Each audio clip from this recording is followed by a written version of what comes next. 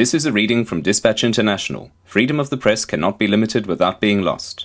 For more news and opinion in English, Danish, German, and Swedish, go to dispatch-international.com. Authors: Lars, Hedegaard, and Ingrid Carlqvist. Title: Great Britain, a Police State. Published October 25, 2012.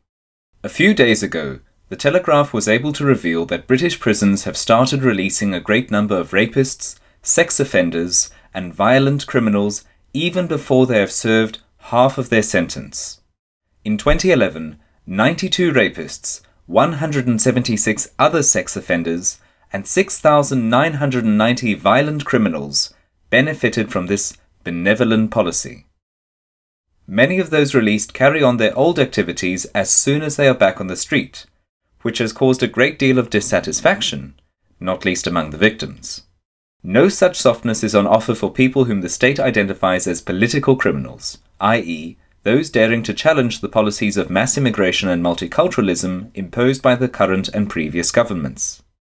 As a result of these policies, vast areas in the cities have turned into no-go zones, where peaceful citizens had better not enter. In the case of these enemies of the state, there seems to be ample room in the otherwise crowded prisons. On October 21st, the state caught up with the leader of the English Defence League, Tommy Robinson, whose real name is believed to be Stephen Yaxley Lennon. He is accused of having used a fake passport when entering the United States in September in order to give a free speech at the September 11 Sion, Stop the Islamization of Nations conference in New York. According to the indictment, he is supposed to have sneaked into the country with the intent of committing crimes. He has been jailed for 3 months and is threatened with extradition to the United States. The postulated sequence of events appears odd. As anyone who has travelled to the United States can testify, the American immigration authorities take no chances. Passports and visas are carefully scrutinized and all visitors are fingerprinted and photographed.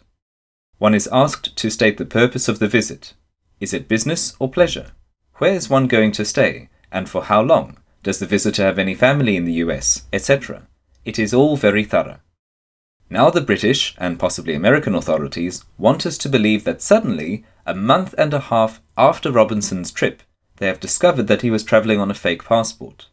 If that is the American standard, it will be quite an encouragement to would-be terrorists. And what crimes do the authorities imagine that Robinson has intended to commit? Dispatch International's chief editors met Tommy Robinson in New York and listened to his speech at the Millennium Hotel in Manhattan, where he said nothing illegal.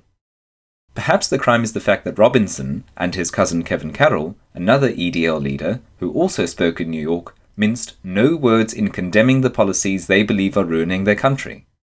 The suspicion that the persecution of Tommy Robinson is driven by political considerations is confirmed by the fact that approximately 50 other EDL members, including Kevin Carroll, were apprehended around the time of Robinson's arrest.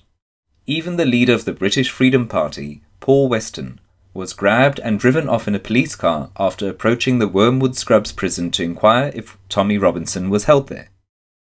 The prison authorities refused to give any information with reference to the Data Protection Act. Kevin Carroll, out on bail, and Paul Weston have been released, as is supposedly the case with the 50 other arrested EDL supporters. Tommy Robinson, however, can look forward to a lengthy stay behind bars. Long before his arrest, the authorities froze his accounts and consequently he has no money to pay for his defence.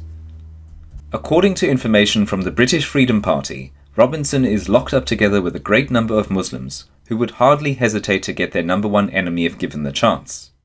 If something should happen to Tommy Robinson while he is imprisoned, the British government probably wouldn't mind terribly. It has long ago identified the working class EDL as public enemy number one.